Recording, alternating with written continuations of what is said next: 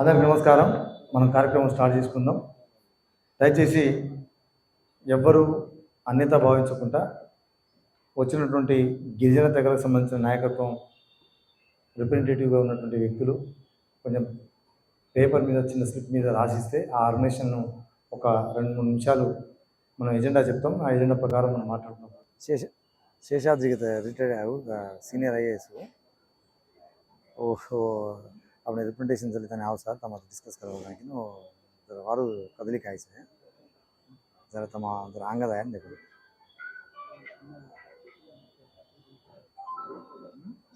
Secretary సమితి మనకు తెలుసు చాలామంది వస్తున్నారు, జాయిన్ అవుతారు, కొంచెం భోజనాలు చేస్తున్నారు, వస్తున్నారు, వచ్చిన అందరూ ఉన్న అందుబాటులో అన్ని సంఘాలకు సంబంధించిన ప్రతినిధులు రావడం ఇది మనందరి గిరిజన తెగల ఐక్యతకు నిదర్శనంగా భావిస్తూ ఈరోజు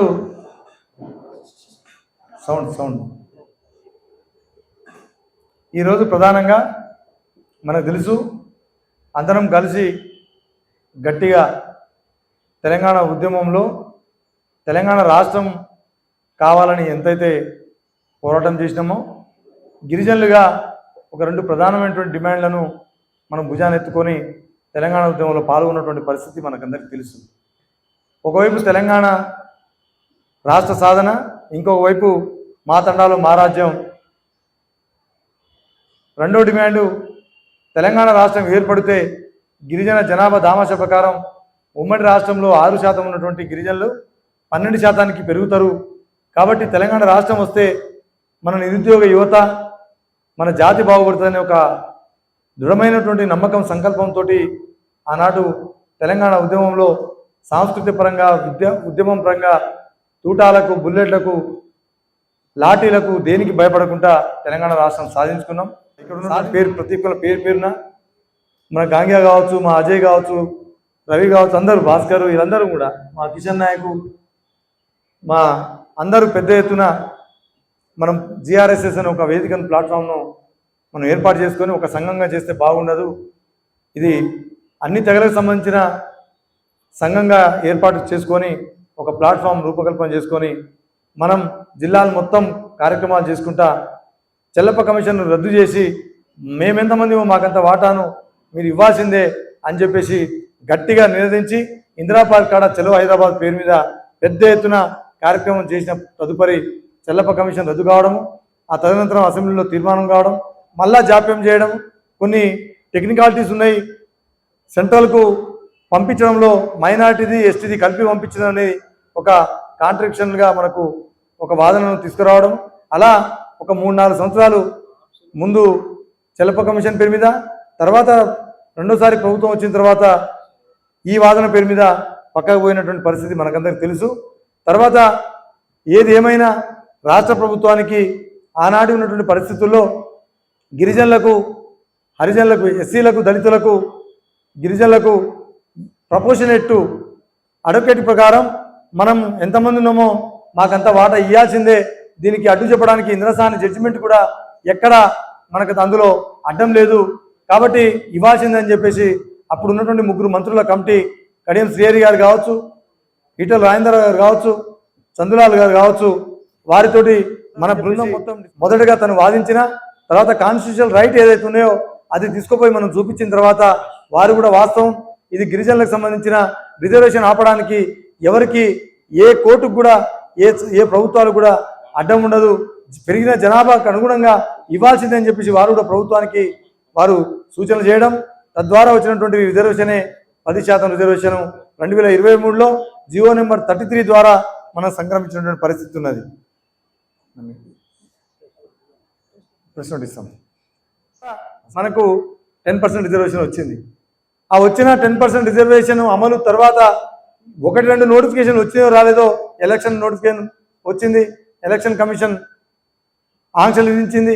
దాంట్లో కూడా మనం పూర్తి స్థాయిలో ఇంప్లిమెంట్లో మన వర్గాలకు లాభం జరిగినట్టు అనిపించలేదు. కాకపోతే విద్యాపరంగా మెడిసిన్లో కానీ, ఇంజనీరింగ్ సీట్లలో కానీ, ఎడ్యుకేషన్లో కొంత లాభం జరిగిన మాట వాస్తవమే, కానీ పూర్తిగా ఉద్యోగ రంగంలో కూడా మనకు అప్పుడు పూర్తి స్థాయి అమలు కాలేదు. అది బాధాకరం. ఒక 10% రిజర్వేషన్ ఉద్యోగ అవకాశాలే కాదు, ప్రమోషన్లో రిజర్వేషన్లో కూడా 10% ఇవ్వాలని రూల్ ఆఫ్ రిజర్వేషన్లో మనం 10%ను పెట్టాలని చెప్పేసి ఆ రోజు ప్రభుత్వాన్ని కోరడం, ఆర్ఓఆర్లో కూడా 10%కు అది కూడా సహేతుకంగా కాకుండా శాస్త్రీయంగా కాకుండా అశాస్త్రీయంగా చేర్చినా అది రూల్ ఆఫ్ రిజర్వేషన్లో కూడా 10% అమలు కావాలనేది ఆ రోజు ఉన్నటువంటి పరిస్థితి.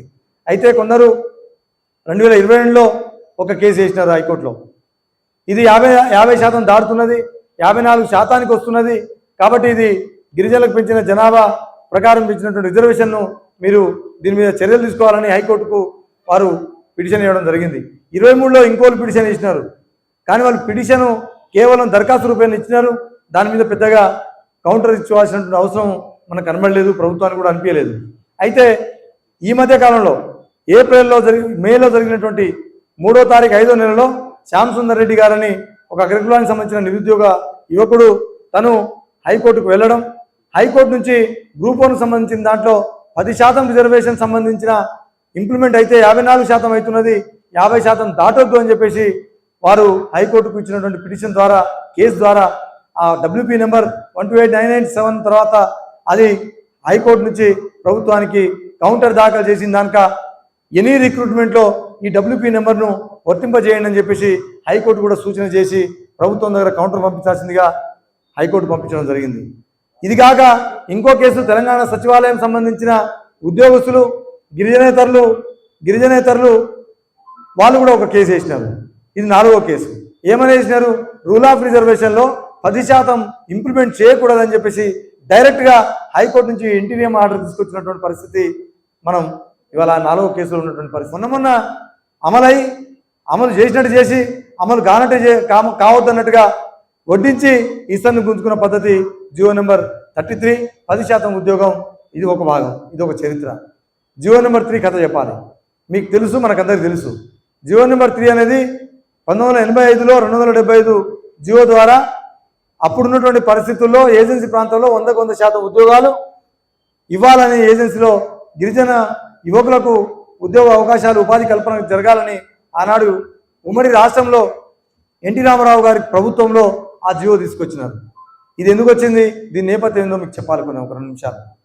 ఇంద్రవెల్లి సంఘటన మనకు అందరికీ తెలుసు. 1981లో మొదలైన గిరిజన రైతు కూలి సంఘం పోరాటం ద్వారా వందలాది మంది. Good afternoon to all. నా పేరు బుక్యా బాబులాల్ నాయక్, ఖమ్మం డిస్టిక్ సేవలాల్ ఉద్యోగ సంక్షేమ సంఘం ఖమ్మం జిల్లా అధ్యక్షుడిని. తీసుకున్న ఏజెండా ప్రకారమే ఒక 2 నిమిషాలు మాట్లాడతాను. ఏజెన్సీ నుంచి వచ్చాం కాబట్టి అధికారాలు, చట్టాలు చేసేవి, చేయబడేవి అన్నీ కూడా హైదరాబాద్ నడిబొడ్డు రాజధాని నుంచి, అసెంబ్లీ నుంచి జరుగుతూ ఉంటాయి. జనాభా దామాషా ప్రకారం ఇప్పటికిప్పుడు ఎలక్షన్ జరిగి మనకి మనం ఓటేసుకుంటే 40 మంది ఎమ్మెల్యేలని వన్ సైడ్ వార్గా మనం గెలిపించుకుంటాము. రాజకీయ చైతన్యం మనలో లేకనే ఇంకా పరిపాలించబడతా ఉన్నాము. అందులో భాగంగానే ఈరోజు అగ్రవర్ణ కులస్తుల కింద మనం ఇంకా నలిగిపోతూనే ఉన్నాము. 70 సంవత్సరాల స్వాతంత్ర భారతదేశంలో ఎస్సీ, ఎస్టీ, బీసీ, మైనారిటీ వాళ్లకు ఆనాటి నుంచి ఈనాటి వరకు అందవలసిన ఫలాలు ఇంకా అందలేదు. ఇప్పుడిప్పుడే ఎదుగుతున్న ఫస్ట్ జనరేషన్ ఉద్యోగ పరంగా జియో నెంబర్ 3 మా గుండెకాయ, ఏజెన్సీకి గుండెకాయ జియో నెంబర్ 3. జియో నెంబర్ 3ని ఒక 20 సంవత్సరాలు కూడా అనుభవించక ముందే కరోనా టైంలో గిరిజనులు, బహుజనులు, వాళ్ళ మద్దతుదారులు రోడ్డెక్కి ఉద్యమాలు చేసి రాష్ట్రాన్ని అల్లకల్లోలం చేస్తారని ఊహించి దొంగదారిలో జియో నెంబర్ 3ని సుప్రీంకోర్టు ద్వారా నాన్ ఏజెన్సీ ప్లేన్ ఏరియా నుంచి కొట్టివేయించబడ్డారు. ఆ జియో నెంబర్ 3 కోర్టులో ఉంది. దానికి ప్రభుత్వ పరంగా ఎటువంటి మనస్కు సపోర్టుగా, ఎస్సీ, ఎస్టీలకు, బీసీలకు సపోర్టుగా ఎటువంటి నిర్ణయాలు లేదు. ముఖ్యంగా ఎస్టీలకు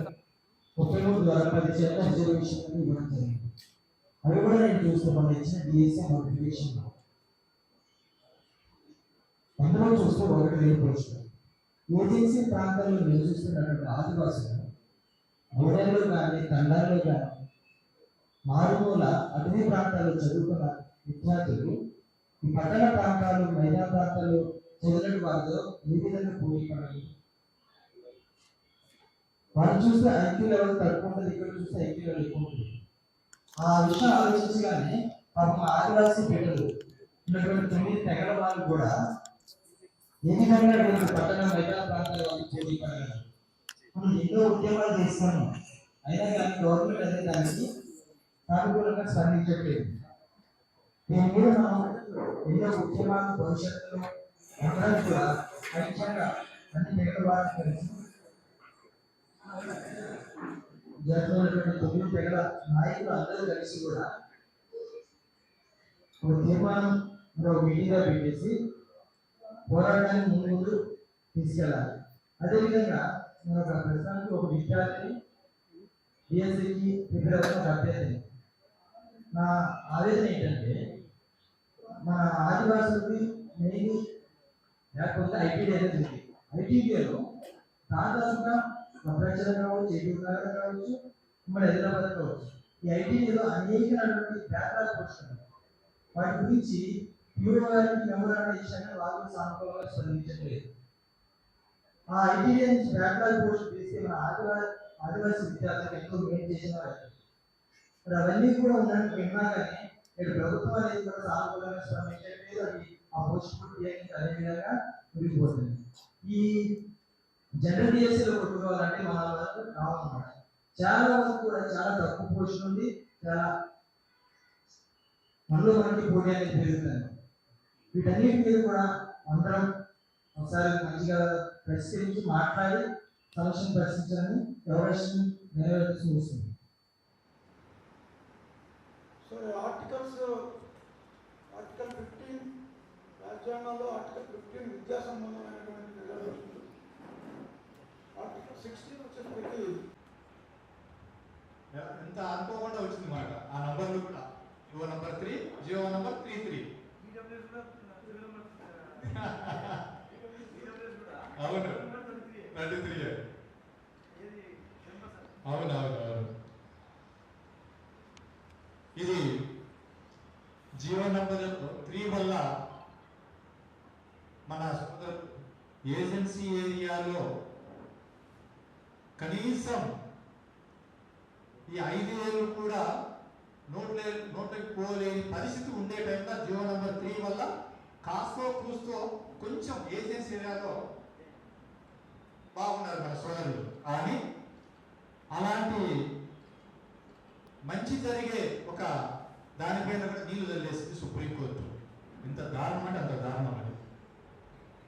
అదేవిధంగా 33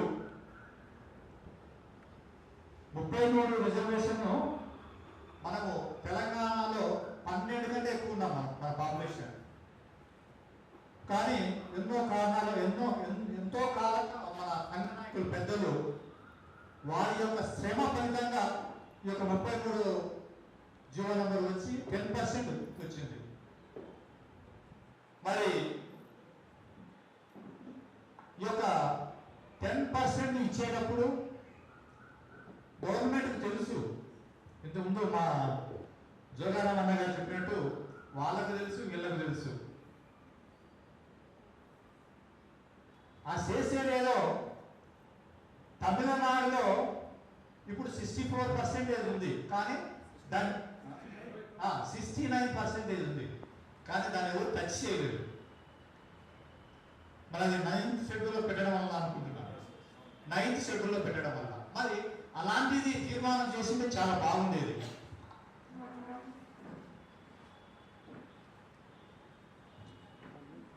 ఇప్పుడు పాత వాళ్ళకి తెలియదా ఈ యొక్క జియో గురించి ఎప్పుడో ఒకసారి ప్రాబ్లమ్స్ వస్తాయని?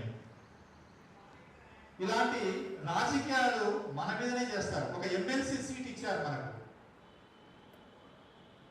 సత్యనారాయణ గారికి ట్రైబుకు.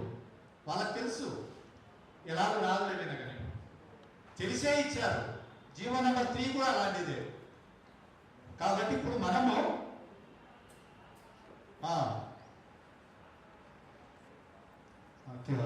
సత్యనారాయణ గారికి ఇచ్చారు. ఆయన పాపం ఎంతో సంబరపడ్డారు. ఆ జాతి మిగతా ట్రైబల్స్ అందరూ కూడా పండగలు చేసుకున్నారు, కానీ ఆ పండగ చేసుకున్నంత కాలం కూడా టైం తీసుకోలేదు అది రాదని తెలుసుకోవడానికి. ఇలా పోతే ఇప్పుడు మనము చేయవలసిన ఏ విధంగా చేస్తే వీటిని మనం రక్షించుకుంటాము అది మనకు కావాల్సింది. ఎందుకంటే సబ్జెక్ట్ గిరిజన విద్యార్థి సంఘం రాష్ట్ర అధ్యక్షులు వెంకట్ బంజారా రోహిత్లు, లంబాడి హక్కుల పోరాట సమితికి సంబంధించినటువంటి మిత్రుడు గణేష్ నాయక్, మా జయపాల్, మా బుల్లెట్ కృష్ణ, ఇట్లా మా గాంగ్యా, చాలా మంది అందరి పేర్లు తెలుసు. వేదికకు అందరికీ వేదిక మీద ఉన్న పెద్దలకు, ఈ రౌండ్ టేబుల్ సమావేశంలో పాల్గొంటున్నటువంటి గిరిజన మేధావులకు అందరూ కూడా పేరు పేరున నమస్కారం. మా రమేష్ గారికి కూడా, బిహెచ్ఎల్ రమేష్ గారికి 2-3 విషయాలు మాట్లాడాలి.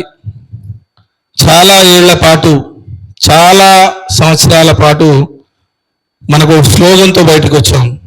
ఇక్కడ ఉన్నటువంటి వాళ్ళము ఖచ్చితంగా ఏదో ఒకనాడు మా శ్రీరామన్న వాళ్ళు కానీ ఎప్పుడో ఏనాడో ఒకనాడు ఖచ్చితంగా మన ఈపుల పైన పోలీసు లాఠీలు, ప్రొఫెసర్ శంకర్ గారికి రావాల్సిందిగా కోరుతా ఉన్నాను.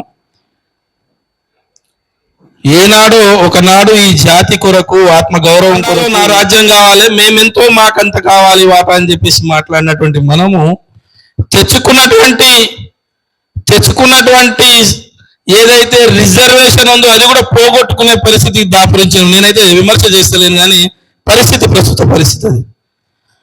ఎన్నేళ్ల పాటు లంబాడి హక్కుల పోరాట సమితి తన ధ్యేయమే మేమెంతో మాకంత వాటా అని చెప్పేసి మాట్లాడింది. ఆనాడు బెల్లా నాయక్ నుంచి పట్టుకుంటే, సంజీవ్ నాయక్ నగర్ నుంచి పట్టుకుంటే, మా గణేష్ నాయక్ నుంచి పట్టుకుంటే, మేమందరం కూడా అక్కడ మెదక్ జిల్లాలో మా జయపాల్ కానీ, పాలమూరు జిల్లాలో రమేష్ నాయక్ కానీ, ఇక్కడ ప్రతి జిల్లాలో, హైదరాబాద్ లో ప్రతి చోట ఇదే గొడవ. ఈ రోజు కూడా పోలీస్ స్టేషన్ల చుట్టూ, జైళ్ళ చుట్టూ, కేసుల చుట్టూ అవే తిరుగుతా ఉన్నాం. అనుకున్న లక్ష్యం నెరవేరింది ఏమో అని గాలి పీల్చుకునే క్రమంలోనే ఇట్లా వచ్చినట్టే వచ్చి, అందినట్టే అంది, మళ్ళీ విద్యా, ఉపాధి, ఉద్యోగ అవకాశాలలో 10% రిజర్వేషన్ లేదు అని అంటే మరి ఏంది? భారతదేశంలో, తెలంగాణ రాష్ట్రంలో కొట్లాడి సాధించుకున్న ఈ తెలంగాణలో, మేమే కొట్లాడి తెచ్చినటువంటి తెలంగాణలో మా హక్కులు భంగం కాల రాస్తా ఉంటే మేము చూస్తూ ఊరుకోవాలనా?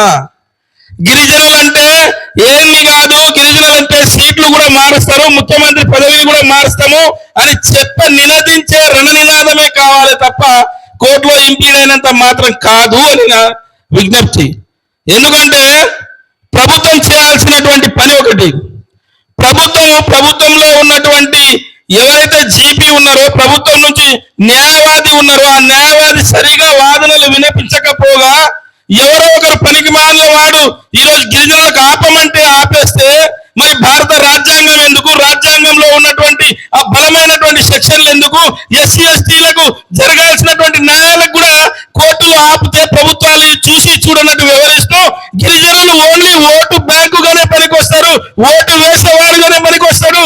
గిరిజనుడు ఇక్కడే ఉండాలి, గిరిజనుడికి రాజ్యం వద్దు, రాజ్యాంగం వద్దు, పదవులు వద్దు, ఏమి వద్దు, ఉద్యోగాలు ప్రమోషన్లు వద్దు అని చెప్పేసి చేస్తా ఉంటే ప్రభుత్వం కన్ను తెరవకపోతే తెరిపించాల్సినటువంటి బాధ్యత ఉద్యమకారులుగా మన పైన ఉన్నది.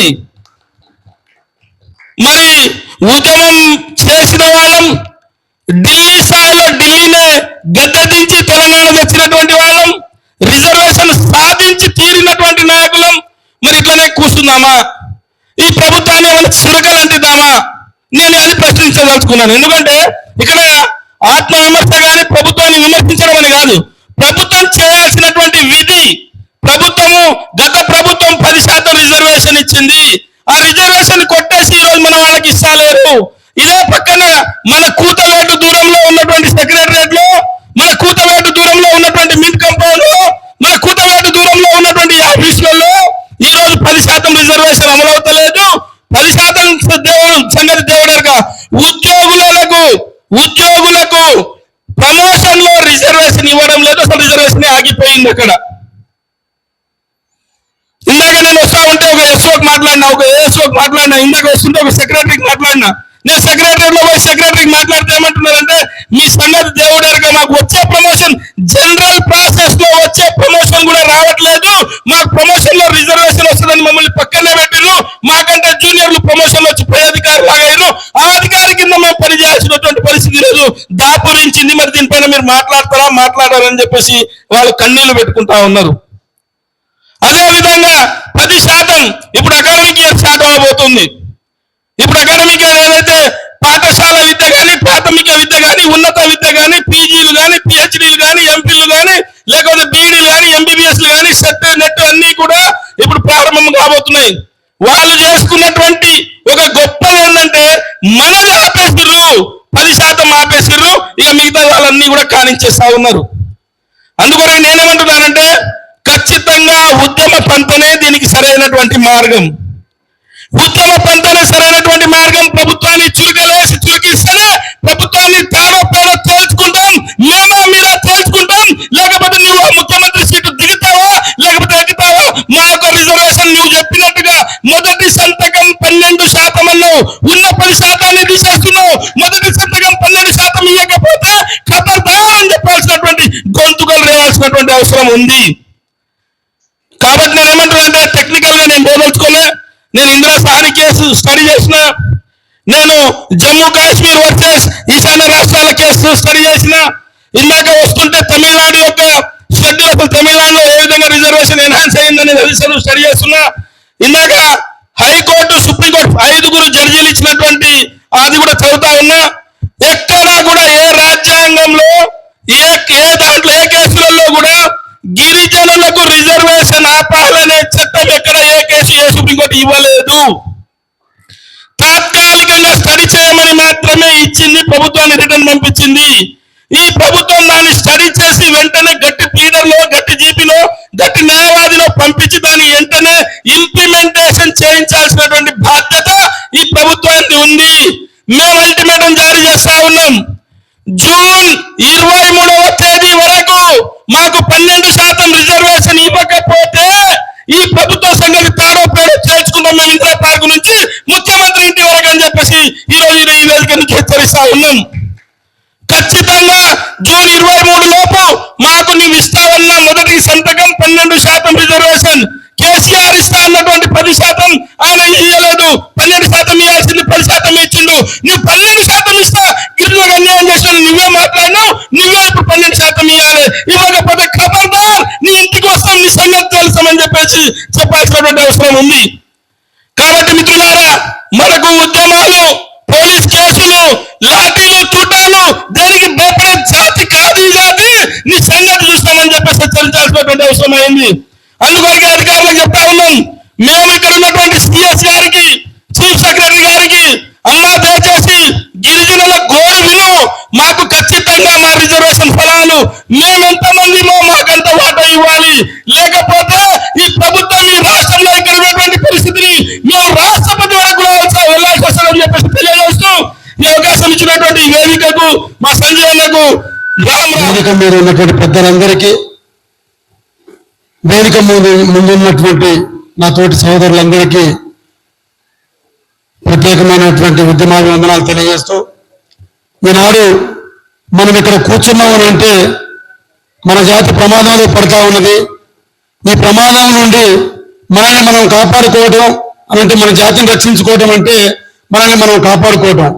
మనల్ని మనం కాపాడుకునేటటువంటి ప్రయత్నాలు జీవో నెంబర్ 3 కావచ్చు, 33 కావచ్చు, గిరిజన రిజర్వేషన్లు కావచ్చు, ఉద్యోగ ఉపాధి విద్యా అవకాశాల్లో ఏ రకమైనటువంటి ఇబ్బందులు మనం ఎదుర్కొంటున్నా, ఇందాక మిత్రుడు రాజునాయక్ గారు చెప్పినట్టుగా గత పాలకులు ఏమైతే చెప్పినారో చేసినారు, ఇప్పుడు వచ్చినటువంటి పాలకవర్గం గిరిజనుల పట్ల చిత్తశుద్ధి లేనట్టుగా కనపడతారు.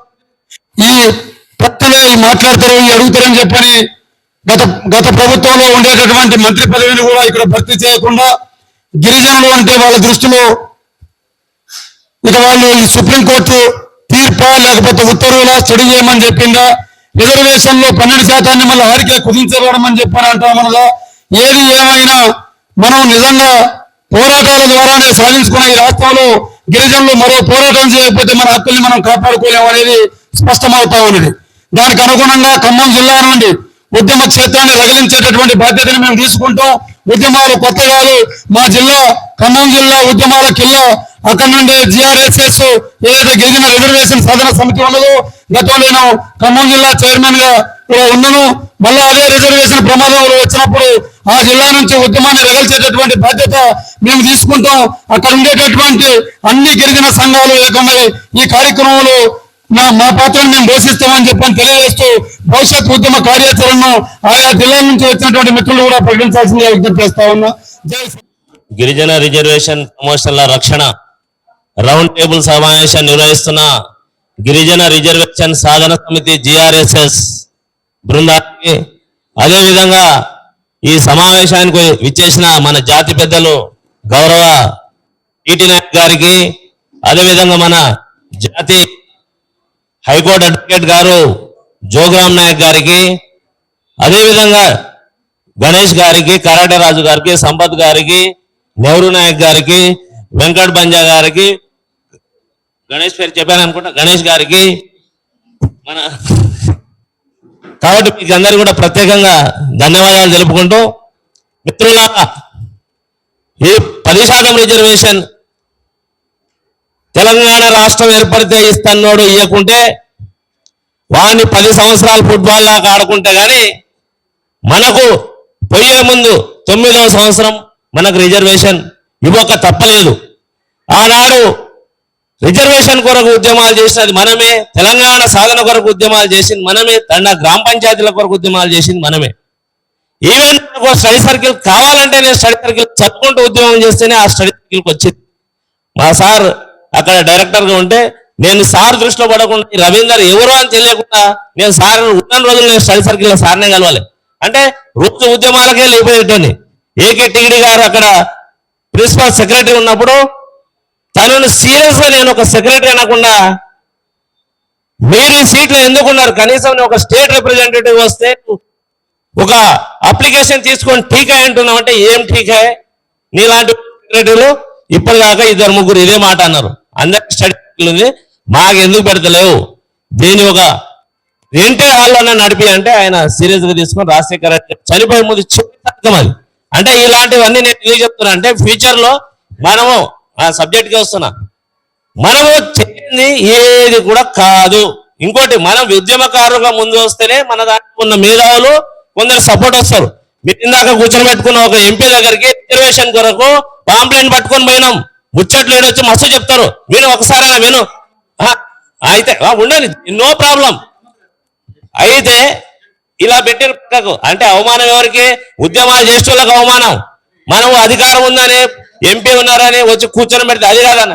మీరు ఇందాక అన్నారు 33% రిజర్వేషన్ ఈ ఉద్యమం చేస్తే వాళ్ళు రారు, వీళ్ళు చేస్తే వాళ్ళు రారు అని మీరు ఒక ముచ్చట అన్నారు ఇందాక. దానికి కారణం ఏంది, 47 మంది ఎంపీలు ఆదివాసీలు ఉన్నారు, ఓన్లీ లంబాడాలు ఒక్కరే ఉన్నారు. దయచేసి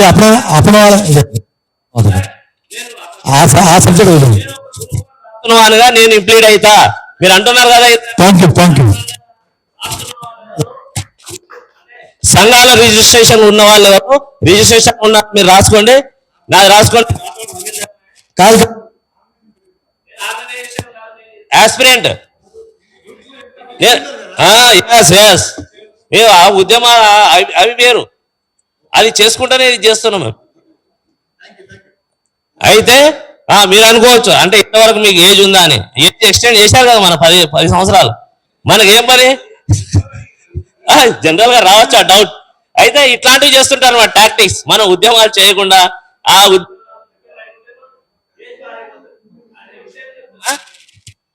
ఇక్కడ ఇంతకు ముందు కూడా మనం రిజర్వేషన్ కావాలని చెప్పేసి మనం పోరాటం చేస్తుంటే మన వాళ్ళకు వాస్తవంగా చెప్పాలంటే చేస్తూనే ఉంటారు. వాళ్ళ ఇల్లు ముట్టడిస్తారు, మన ఆఫీస్ ముట్టడిస్తారు, సెక్రటరియట్ మూస్తారు.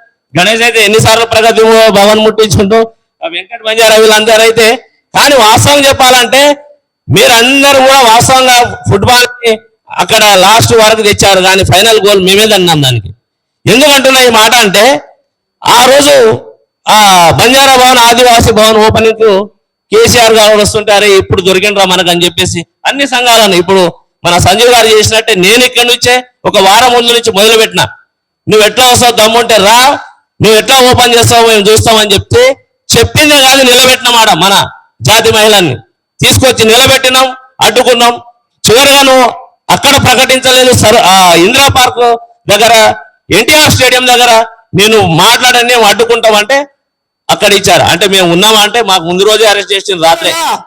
వరంగల్ నుంచి ఆదిలాబాద్ నుంచి మొదలు పెడితే వరంగల్, నల్గొండ, ఖమ్మం, మహబూబ్ నగర్ చుట్టూ నర్సరావుపేట ఓట్లేసింది మేము. మిస్టర్ రేవంత్ రెడ్డి గారు, మీరు ఏ విధంగా 15 సంవత్సరాల్లో మీరు ఇవాళ ముఖ్యమంత్రి అయిందో 18 సంవత్సరాల జీవితాన్ని ధారపోసి సంవత్సరాల పాటు జైల్లో ఉండి మా జీవితాన్ని బుగ్గిపాలు చేసుకొని ఇవాళ మేము మళ్ళా ఇవాళ రౌండ్ టేబుల్ సమావేశాల్లో కూర్చుంటున్నామంటే మాకు కాదు సిగ్గుచేటు, ఇవాళ మీ ప్రభుత్వానికి సిగ్గుచేటు అని అంటున్నాను. ఎందుకు సిగ్గుచేటు? ఇవాళ మేము అడుక్కోవాలా? ఇవాళ గిరిజన బిడ్డలందరం మేము అడుక్కోవాలా? మాకు రిజర్వేషన్లు కావాలి అని మేము హస్తాలు చాపాలా? ఇదే గిరిజన బిడ్డల దగ్గరకు వచ్చి మీరు రిజర్వేషన్లు ఇస్తారని మీరు చెప్పింది కదా. ఇదే వరంగల్లో సీతక్కని పెట్టుకొని రిజర్వేషన్ 12% చెప్పింది మీరు కాదా? ఇంతకుముందు మా సంజీవ్ అన్న చెప్పినట్టు, మా మిత్రుడు కరాటరాజు గారు చెప్పినట్టు, ఎస్, వాదనలు చక్కగా వినిపించాల్సిన బాధ్యత that should be your shoulder. నీ భుజాలపై ఉంది. ఇవాళ ఒక ప్రభుత్వం నీకు ఇచ్చినాం, మా ఓట్లేసి మా గొంతుకల లెక్క గత ప్రభుత్వం వారు మాకు కొంచెం మోసం గిట్ట చేసిందని చెప్పి ఇవాళ నేను ఎన్నుకుంటే ఇవాళ నువ్వు చేసిన పని ఏంటిది? మమ్మల్ని అడిరోడ్డు పైన లాగుతావా? మీ బిడ్డలతోనేనా? ఎప్పుడైనా మీ మనశ్శాంతి పైన మీరు ఎప్పుడైనా చూసుకోండి. ఈడబ్ల్యూఎస్ పైన, ఎకనామిక్ వీకర్ సెక్షన్ల పైన వాళ్ళు 10% రిజర్వేషన్లు ఇచ్చినాం. ఏ లంబడోడైనా కేసేసిందానయ్యా? ఏ ఎరగలోడు ఇచ్చిందా? ఏ గోల్డ్, ఏ కోయ, లేకపోతే ఒక చెంచాడు ఎప్పుడైనా పోయి వాళ్ళకి ఎందుకు ఇస్తున్నారా అని చెప్పినవా?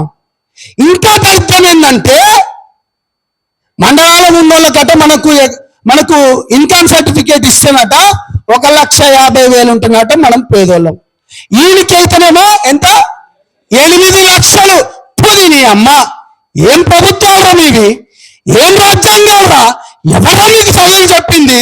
ఏం చట్టాలురా ఇవి? You ask me if you don't, నీకు గిట్ట తెలియకపోతే చట్టాలు మా దగ్గరికి రారా బై. ఏం వాట్స్ ద డెమోక్రసీ? ఏం ప్రజాస్వామ్యం అంటే ఏంటిది? ప్రజల చేత, ప్రజల కొరకు, ప్రజల కోసం ఎన్నికబడ్డ రాజ్యాలు కదా ఇవి. ఈ అమ్మ నీకు ఇచ్చుడుతోనే, నీకు ఓటు అనే ఆయుధంతో నీకు ఇచ్చుడుతోనే నీకు ఇష్టం ఉన్నది చేసుకుంటూ పోతావా? నీకు ఇచ్చుడుతోనే నువ్వు ఇష్టం వచ్చుకున్నట్టు చేసుకుంటూ పోతావా? ఇది కాదు కదా. ఎందుకు మాట్లాడుతున్నా అంటే, యంగ్ పీపుల్ ఉన్నారు, యంగ్ అండ్ డైనమిక్ ఉన్నారు. ఇవాళ నేను ఇది సభకు రిలేటెడ్ కాకపోయినా నేను ఇవాళ ఒకటి చెప్పాలి. ఇవాళ జైపాల్ నాయక్ గారు కావచ్చు, మొన్న వరంగల్ కావచ్చు, ఒక తమ్ముడు ఇండివిజువల్ గా, తమ్ముడు లేకపోతే మహబూబ్ నగర్లోకి వెళ్ళి ఇంకో తమ్ముడు తమ్ముడు వెంకట్తో పాటు ఇంకొక నిలబెట్టరు. అప్రిసియేషన్ చేయాలి. ఎప్పుడు నవ్వుకోవద్దు, మన దాంట్లోకి వెళ్ళి నవ్వుకోవద్దు, అప్రిసియేషన్ చేయాలి. మనోడు మన దాంట్లోకి వెళ్ళి ఓపెన్లో కొట్లాడుతున్నాయని మనం వాడి భుజాలపైకి ఎత్తుకోవాలి. ఇవాళ ఎందుకు జస్ట్ కేవలం ఒక సీట్కే పరిమితం ఎంపీ, 2 సీట్లకే ఎమ్మెల్యేలకి అయిన వాళ్ళు ఇప్పుడు వాళ్ళు 7 అని చెప్పి ఆయన దేశానికి మొత్తం ఎందుకు? మనకెందుకు నువ్వు? మనం మాట్లాడుకొని మన కులాల మధ్య మనకేం కావాల్సిన మనం ఇంటర్నల్ గా కూర్చోవచ్చు కదా. అదే అట్లా అంటలేను సార్, నేను ఏమంటున్నాంటే అందరికి అరే వెరీ సారీ సార్, అచ్చా అరే సారీ సార్, క్షమించాలి, తెలియదు కదా ఫస్ట్ టైం. డెఫినెట్గా చెప్తున్నా, ఇటువంటి బిడ్డలను నేను ఒకటి చెప్తున్నా, మీరందరూ వాట్సాప్ గ్రూప్లలో పెడితే నవ్వుతారు, నీ అమ్మాయికి వచ్చి నీ 10 ఓట్లు 100 ఓట్లు.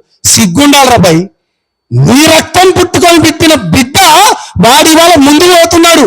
నువ్వు 1 రూపాయి ఇచ్చినావా వానికి ఎప్పుడైనా? పోనీ వాడితోనే ఏమైనా ప్రచారం చేసినావా? అని జెండా మోస్తావా? ఒకరిని పై చేస్తావు.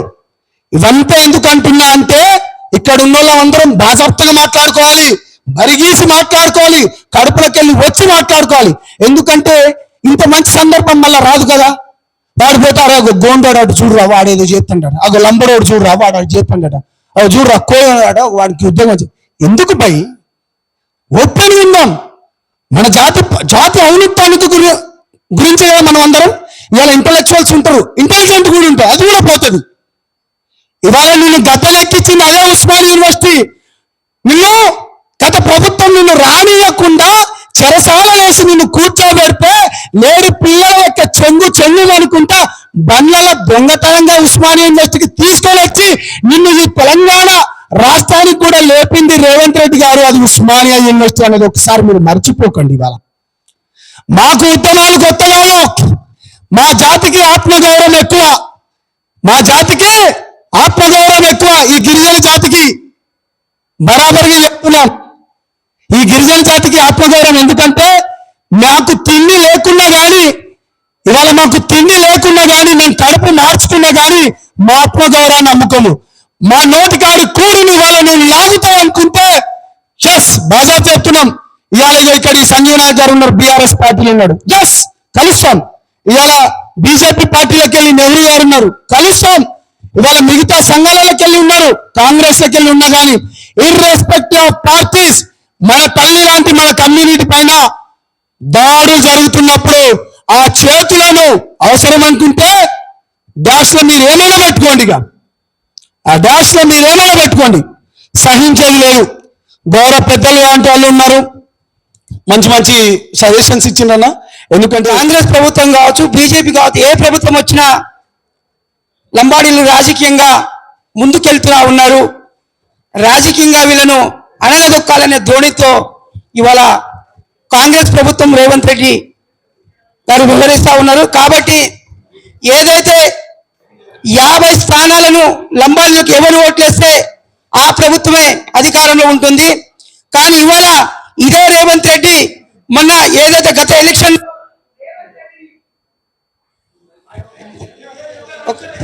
ఏదైతే రేవంత్ రెడ్డిని లంబాడీలు కొడంగల్లో ఓడగొట్టారని చెప్పేసి ఇవాళ లంబాడీల మీద కుట్ర చేస్తా ఉన్నాడు. అందుకనే మొన్న ప్రభుత్వం ఏర్పడ్డ తర్వాత గిరిజనులకు మంత్రి పదవి కావాలని చెప్పేసి మొట్టమొదటిసారిగా అసెంబ్లీని ముట్టడించింది ఇవాళ గిరిజన విద్యాసం నగారవే లంబాడ కుల పోరాట సమితి. ఇవాళ నాయకులు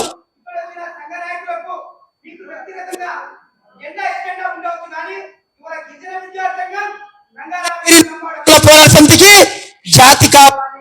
ఇవాళ జాతి కోసం త్వరలో ఏదైతే సాగినాం కానీ ఈ పార్టీకి రేవంత్ రెడ్డి ఇల్లుని ముట్టడించేటోళ్ళం. మాకు ఎవరు రాజకీయ నాయకులు ఎవరు ఏం ప్లేస్ దగ్గర మేము పోవు, ఏ ఒక్క నాయకుల దగ్గర పోవు. మాకు జాతి జెండా జెండా మా జాతి కాబట్టి ఖచ్చితంగా 15వ తారీఖు వరకు మేము కరపత్రం తీస్తాం, వాల్ పోస్టర్ తీస్తాం. రేవంత్ రెడ్డి ఇంటి ముందు కూర్చొని కొడుక మాకు రావాల్సిన మంత్రి పదవి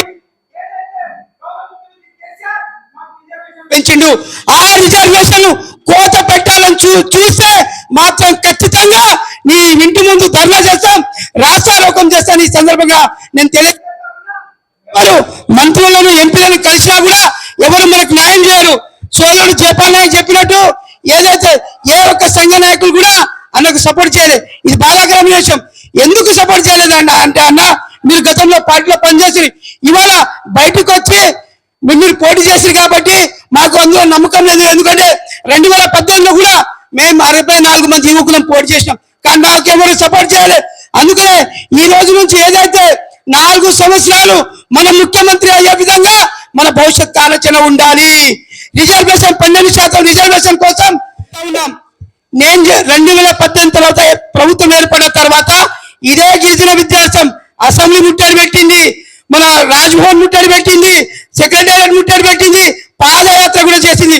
ఇవాళ రేవంత్ రెడ్డి ప్రభుత్వాన్ని నేను ఒకటే హెచ్చరిస్తున్నా, నువ్వు తక్షణమే మంత్రి పదవి ఇవ్వాలి. ఏదైతే మా 10% రిజర్వేషన్ ఉందో ఆ రిజర్వేషన్ ప్రభుత్వం తరఫున నువ్వే కొట్లాడాలి. అదే జియో నెంబర్ 3 కోసం ఈ సందర్భంగా తెలియజేస్తూ टीएससी कनक जगनो टीएससी कनक जगनो एक वर्ड एंड तम भूल गए वो ये कमिटी फॉर्म करना ट्राइबल एडवाइजरी कमिटी फॉर्म करना अवजे बात कहीं के रोज का तो ये रिजर्वेशन 10 అయితే 6 నారి సవ రాజకీయ రిజర్వేషన్లు స్థానిక ఎలక్షన్ మా సర్పంచ్ ఎలక్షన్ మా ఖచ్చితంగా ఇది 10 వర్షాల పచ్చ 6% సర్పంచ్లు ఎంపీటీసీ అంటే ఏజెన్సీ ఏరియా మా హమెన్ 100% రజత అసలు వాళ్ళతో సపరేట్గా మాట్లాడాలనుకున్నా కానీ మాకు అందరూ ఈరోజు కలవటం నాకు నిజంగానే అదృష్టంగా భావిస్తున్నా.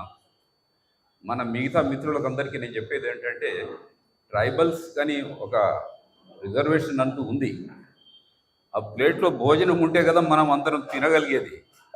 అసలు దానికే ముప్పు వస్తుంది. కాబట్టి మనం ఏం వేరే కొట్లాడకుండా అది నాకు కావాలి ఇది నాకు కావాలి అసలుకే ముప్పు వస్తుంది. కాబట్టి మనం అందరము ఒకటే యూనిటీగా ఉండి మనం ఫైట్ చేద్దాం మన రైట్స్ కోసం. ఇప్పుడు GO number 3 GO number 33 constitution గురించి మాట్లాడటానికి ఇవన్నీ నేను ఆ జిఆర్ఎస్ఎస్ వాట్సాప్ చూశాను. దాన్ని చూస్తుంటే మీరందరూ నాకంటే బాగా తెలిసినట్టుంది ఈ జీవోల గురించి, కాన్స్టిట్యూషన్ గురించి. కాబట్టి నేను దాని గురించి ఎక్కువగా మాట్లాడదలుచుకోలేదు. ఇది రాజకీయపరమైనది కావచ్చు, అల్టిమేట్లీ మీకు తెలుసు ఇదంతా రాజకీయమైనది. కానీ ప్రస్తుతం కోర్టులో ఉంది కాబట్టి మనం ప్రభుత్వాన్ని దగ్గరికి వెళ్ళి కోర్టులో గట్టిగా మన వాదన వినిపించాలని ప్రభుత్వాన్ని అడుగుదాం. రెండవది, ప్రభుత్వం ఒకటే కాదు, మన సంఘాలన్నీ ఎక్కడైతే ఆ సంఘం ఈ సంఘం ఉన్నారు కదా, అందరము ఇంప్లీడ్ అవుదాం ఆ కేసుల్లో. ఒకరొకరు ఒక లాయర్ని పెడతాం. ఈ దాంట్లో తప్పేముంది? దాంట్లో కొద్దిగా సరే డబ్బులు అవసరం ఉంటుంది, ఇది ఇంకా తప్పదు, మనం అందరం కాంట్రిబ్యూషన్ చేసుకోవాలా, మనం అడ్వకేట్ని పెట్టుకొని మనం ఇంప్లీడ్ కావాలా సంజీవ్ గారు, అది ఇంపార్టెంట్. ఆ విషయం కూడా మనం ప్రభుత్వానికి కూడా చెబుదాం. సరే, ఇంకో జాతిని గురించి జాగృతం చేయటం మనం ఈ సంఘ నాయకులుగా మీకు అందరికీ తెలుసు చేస్తూనే ఉన్నాం. కానీ ఇది ఒక టైం, ఇది ఇంకొక ఆపర్చునిటీగా తీసుకొని మీరు ఇక్కడ రౌండ్ టేబులే కాకుండా ప్రతి జిల్లాలో కూడా నువ్వు కాన్ఫరెన్సులు, మీటింగులు పెట్టి జాతిని జాగృతి చేయాలని నేను కోరుకుంటున్నాను. Thank you. మనం అందరం వెళ్ళి కావాలి మినిస్టర్కి, వాళ్ళ 10 మంది 10 మంది వెళ్ళి